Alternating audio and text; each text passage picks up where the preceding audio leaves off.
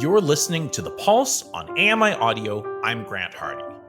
On June 9th, I had the opportunity to attend the Abilities Expo at the Roundhouse Community Centre in Vancouver, BC, and gather some interviews with many of the vendors attending the event.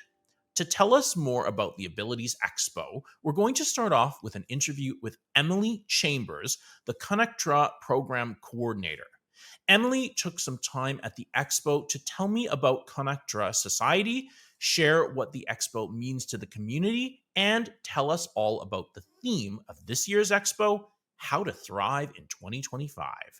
At the event this year as well, there were interactive activities like chair yoga and improv dance. We are chatting with Emily Chambers, the program coordinator of Connectra Society. Hey, Emily, thanks for chatting with me today. And can you just set the scene for us here? We're at Abilities Expo. What's the scene? The scene, yes. We're at the Yaletown Roundhouse Community Centre in Vancouver. Very hustling and bustling. We've sold about 420 tickets in advance, so people are just starting to trickle in as we just opened the doors. We have 45 different vendors here, organizations that serve the disability community, so there's lots going on. And I mentioned that you are with Connectra Society. Can you tell me a little bit about the organization? Yeah, so Connectra is one of the 5 societies under the umbrella of the Disability Foundation. And Connectra's mission is to really connect people and communities with opportunities and resources that serve the disability community. So the expo is one of our biggest events that we put on, but we do lots of things throughout the year just to sort of connect our community. Community connection is just huge. Like, in order for everyone to live their own diverse and meaningful lives, it's so important to connect people to services in the community. What does the Abilities Expo mean to you? Just what does it inspire you to do this every year? Yeah, this is probably my favorite event of the year because you get to really see firsthand, like, you're having in-person interaction with people in your community that you've maybe been talking to online. It's just, you get to see the direct impact and feel the direct impact that our efforts are having. And it's just so nice to also notice people hanging out that haven't seen each other in a while, haven't connected. So yeah, it's a great event. It's very inspiring also to know the new organizations and resources that are popping up every year. This is the 25th anniversary of Connectra, yes? Yes. Connectra Society. What does that mean to you, especially seeing that the event this year is bigger than ever? Believe you mentioned that more pre-event tickets were sold than ever. What does the 25th anniversary mean to you? I just think it's a bit crazy, honestly. I've been with the foundation for 5 years, which is blown by. And yeah, to think that we've been a part of this community in the Vancouver scene in the Lower Mainland, trying to make a difference and bring people together for this long. It's something I'm really proud to be a part of. What's the theme for this year's expo, and can you tell me a little bit about the meaning behind it? So the theme this year is how to thrive in 2025. I mean, first of all, it rhymes, so that was perfect. And it's your wellness, your way. So, health, wellness, living a good life looks really different to everybody. I think some of the key factors, like we've already mentioned, are community.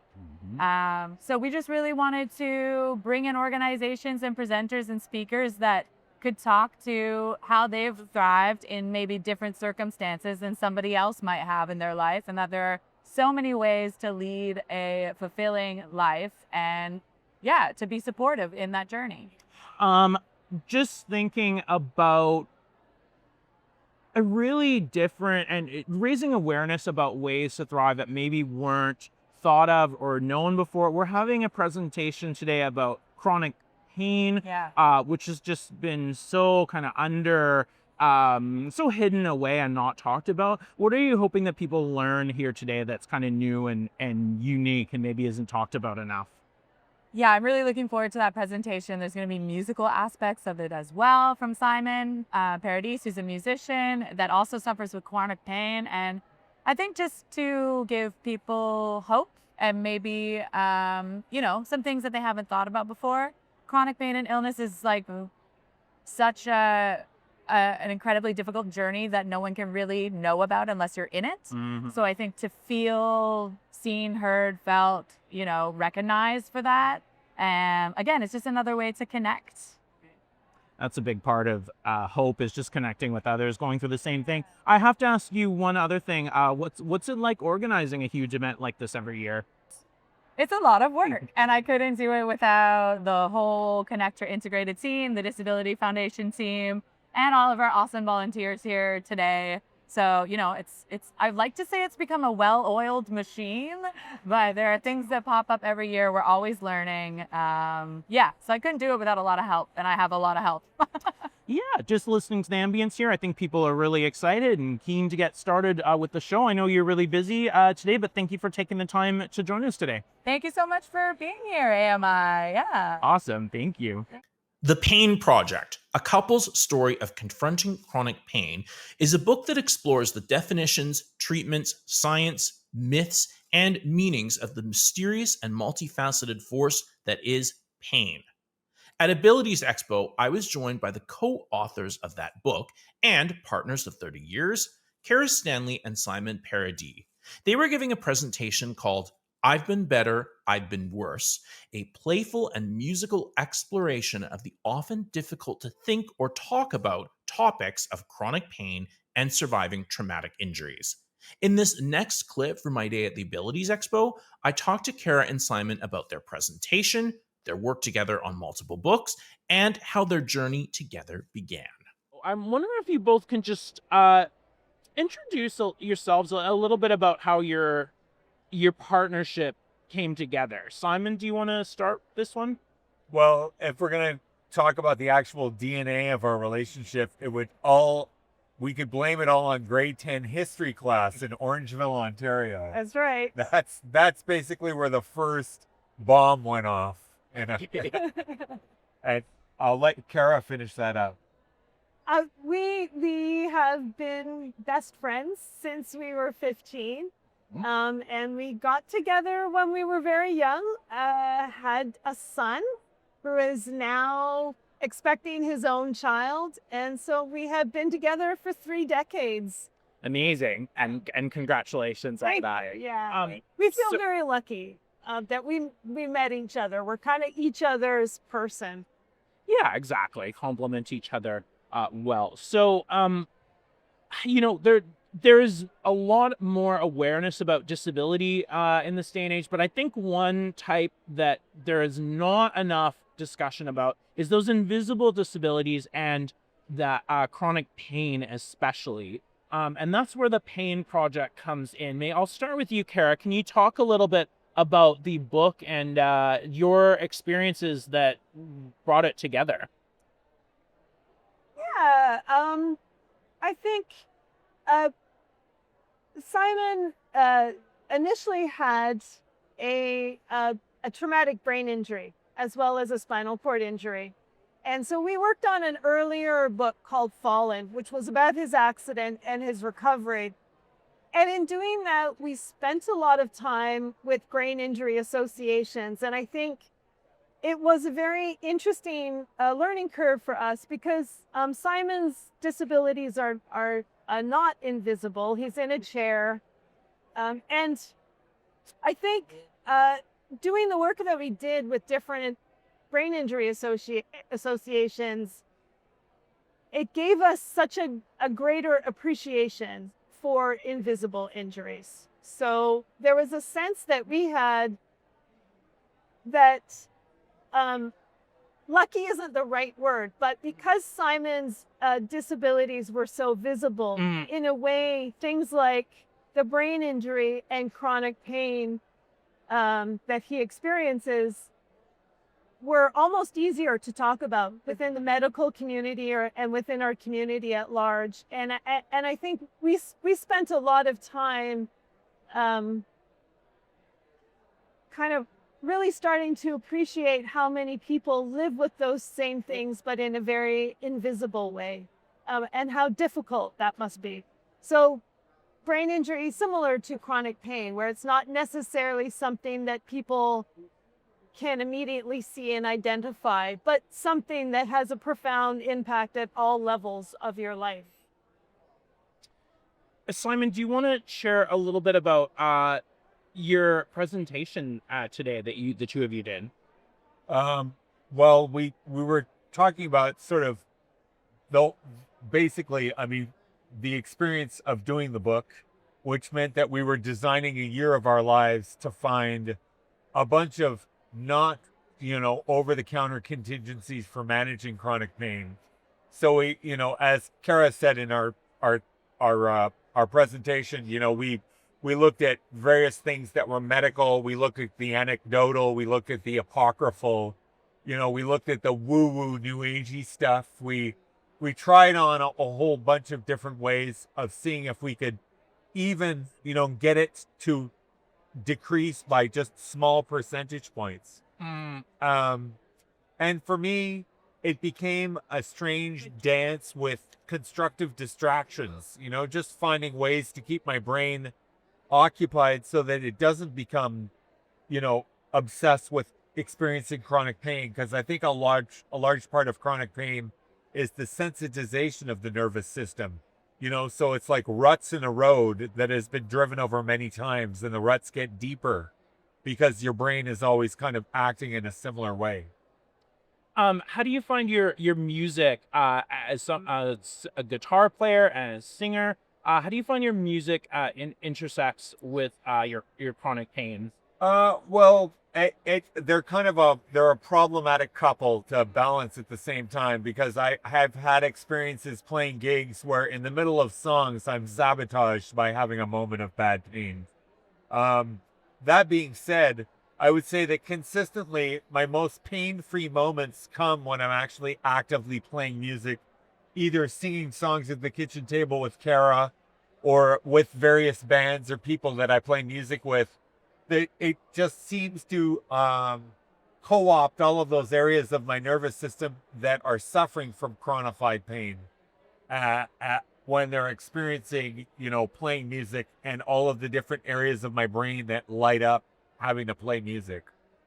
So your presentation and the work that you do is very fascinating, and certainly more. There's so much more than we have time to discuss today. But I'm just curious: do each of you have sort of a message? Like, if there was one thing that you wish people would do or not do or understand about chronic pain. And for example, I found it so interesting, the messages in our culture, like no pain, no gain, that are just so frustrating to hear all the time because they're untrue. So is there a message you would like to convey related to chronic pain, both of you? I think the thing that was most important to me in doing the project was really trying to get rid of this idea of wanting a complete cure, and instead starting to more embrace the idea that, if we can make it 2% better today and then 2% better the next day, that gradually we can really impact positive change. And that was manageable. Where it's a very difficult cycle when you are hoping for a solution and none is forthcoming, right? And there were some very big things and some things that actually proved dangerous to Simon's health, like some medical interventions. So when you're hoping so much to solve a difficult situation and it constantly is met with a lack of success, it can be very disheartening. So the project helped us get a little more hope by just making these small daily changes.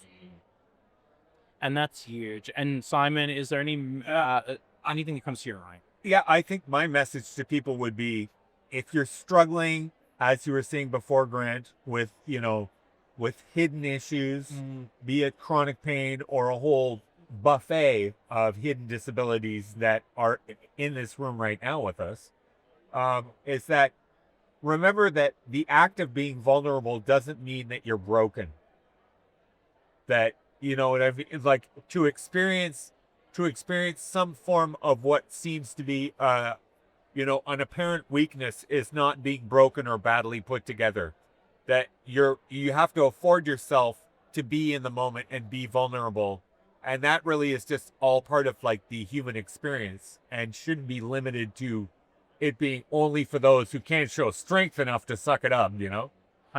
And that's definitely where communities support, I'm thinking, is so valuable. Totally. Well, which leads me to, where can people follow you guys, get your book, and follow your work as well? The book is, I always encourage people to ask their local bookstore, but it is available on all the big sites too, like Amazon and Indigo. And we both have a website. Simon has a website for his music, and I have a website for my writing. So karastanley.com, and you are...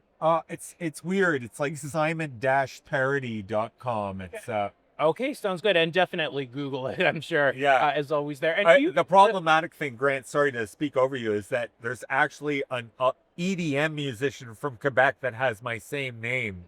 So a lot of people might end up listening to like house music and thinking that that's me, but I'm more of a folky Americana kind of guy, so...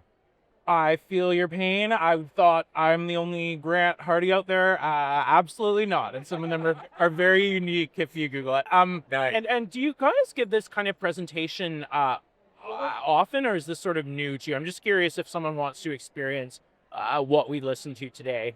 We've done a few presentations with this book. We wrote a previous book called Fallen, which is about neuroplasticity and how music can help promote healing.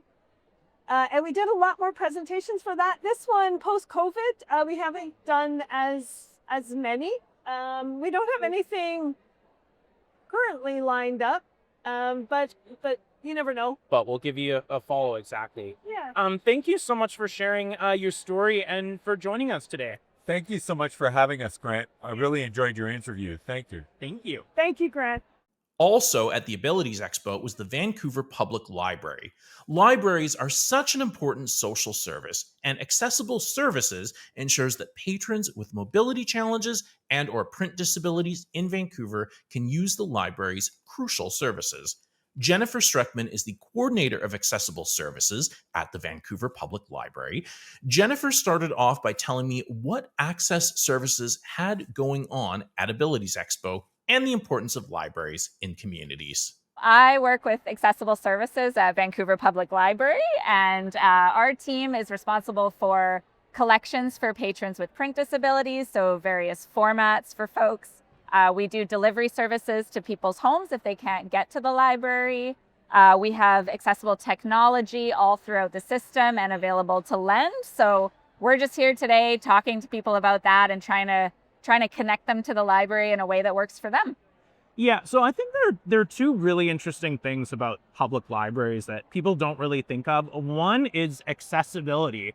Like you said, you've got a ton of accessible services that a person with special needs can access. Can you tell me a little more about that? If someone goes in for an accessible audiobook or ebook, like what do they have access to and how do they get access to it? Absolutely, great question. So we start out with kind of like a standard library card, right? So even with just a standard card, you have access to the digital library, which has a ton of accessibility features built into our app.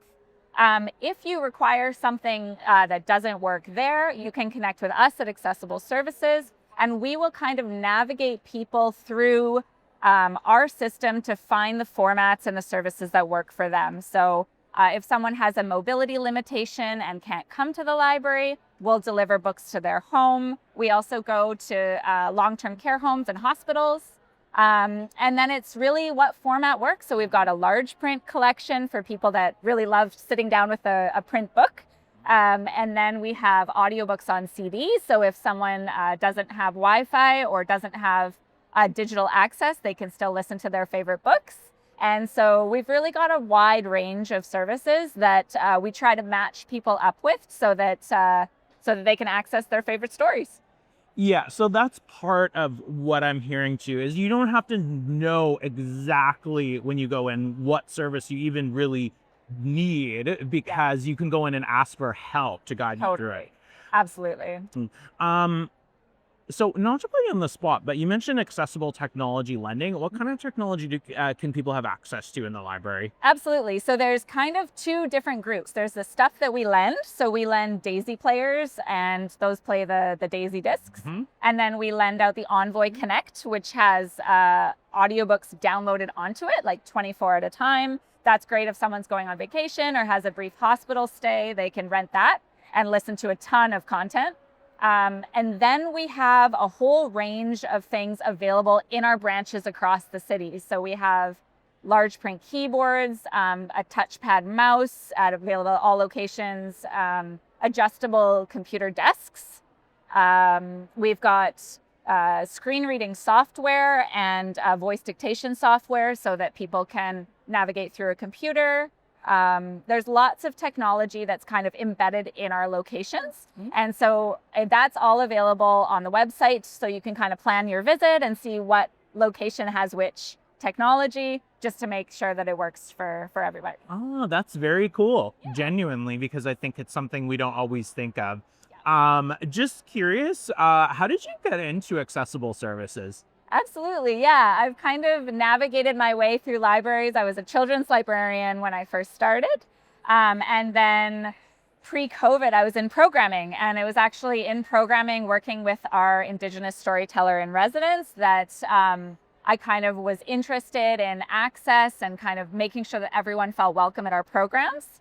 And then I was actually at the Bowen Library for a bit and installed accessible doors at that small library system. And then the position at Vancouver Public Library came up, and I was super excited about it because of the Accessible BC Act coming out and all the possibilities. And I knew that VPL was pretty committed to accessibility because we've been delivering books since 1980. And so there's a lot of people that were on board with new projects and ideas. It's very cool, and I'm sure very meaningful. It's real, yeah. Our patrons are so wonderful, and we really encourage anyone to reach out.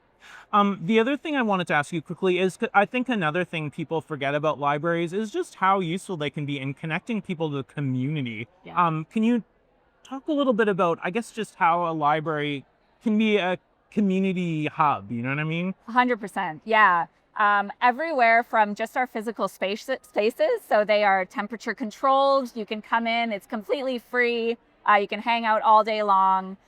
To our programs. So we have hundreds of programs running a month, and the subject matter is everything from, there's like a How the Universe Works series going on right now, to the Writer in Residence, where you can learn how to write poetry, and really every topic you can think of.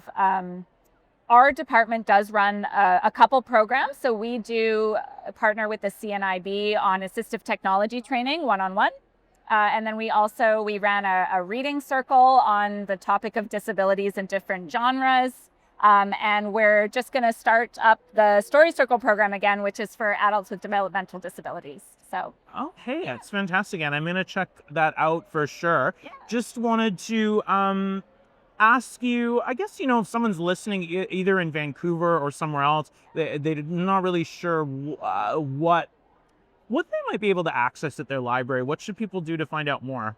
Definitely. Great question. Call your local library or email them. There's services that are Canada-wide, like CELA, the Centre for Equitable Library Access. So that will give people access to Braille, e-Braille, lots of digital collections. So there's so many things that are available, but definitely reach out to your library and they will be the best people to walk you through it.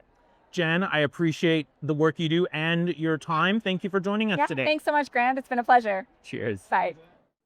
Dr. Stephanie Glegg is an investigator with Kids Brain Health Network and is leading one of the Kids Brain Health Network funded projects called KidsAction. Dr. Glegg and I spoke about her work at Kids Brain Health Network, the KidsAction project, and the importance of connecting children with disabilities to community physical activity programs. Can you tell us a little bit about the Kids Brain Health Network organization?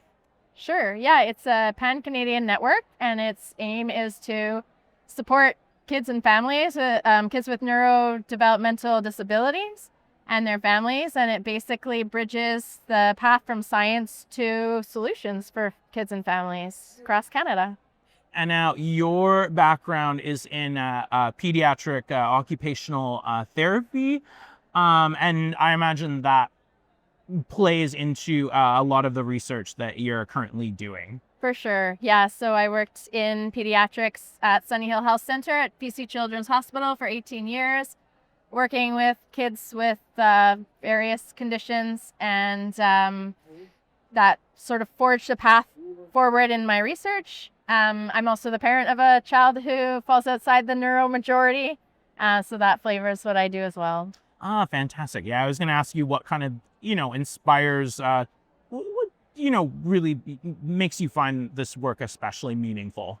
Well, I think it's sort of a passion for social justice and health equity. Like not everyone has access to the same things. For especially the project we're working on, KidsAction, we just want kids to be able to have fun and play and be active. And no kid should be prevented from doing that or not have the same opportunity to do that because they have a diagnosis or their brain works in a different way than the next kid next to them. It's so important to have as full and diverse of a childhood as possible. So let's talk about your current research. So KidsAction project, what exactly is that? It's an evidence-informed approach to support inclusion for kids with neurodiversity in community-based physical activity programs. So I'm an implementation scientist. I study the best ways to move knowledge into action to improve health outcomes and health services and healthcare. And so we work with community-based physical activity programs to support them to be more inclusive for kids. We also have a bunch of resources and supports for families. I know from my own experience, it can be kind of isolating until you find your community. And so there are lots of ways that we can support families as they go through trying to navigate the system and find a good fit for their kids. Yeah, I think physical activity programs especially can be isolating if you have any kind of disability, but doesn't make them any less important. Can you talk about this current research cycle a little bit? Like what exactly are you trying out or researching at present? Sure. So our last phase was studying the implementation of KidsAction in different programs that were more sports-based or gym-based, although there was a range we implemented in schools and daycares and things like that. This time around, we are partnering with Indigenous communities to incorporate KidsAction into Indigenous cultural dance programs. So we're really excited about that. It's cool. And what has the feedback or kind of your vibe so far of what you're feeling, how things are going? Good. So, the first phases are around relationship building trust. We've got some really great partners up in northern BC, and we're looking around other communities and seeing if there are other groups that might want to engage with us and learn if this might be something that they want to partner in. But it's really community driven. They're the experts in their community, their needs, and in the Indigenous cultural dance. Myself as a white settler, I'm not in a position to say how this should go, right? So we really co-produce everything, co-develop the plan, and there's lots of excitement on both sides to move forward. Fantastic. And so here you are raising awareness here about your programming at the Abilities Expo. But if someone is not here and would like some more information, how can people get involved? Maybe encourage their own community to connect up with you. Yeah, so our website is kidsaction.ca, really easy to remember. All our resources are there, available for free, and our contact info is there, so they can reach out to us on the website, ask questions. We're happy to connect with anyone who wants to get kids active or support their communities. brilliant. Anything else you'd like to share about your work or the research you're involved in? Well, I would just put a shout out to Kids Brain Health Network, because we're just one of the funded projects that they support. So much good work going on in early intervention, in supporting evidence-informed treatments, and then support for families. So check out their website as well, because there's a wealth of different innovations that are being supported across Canada.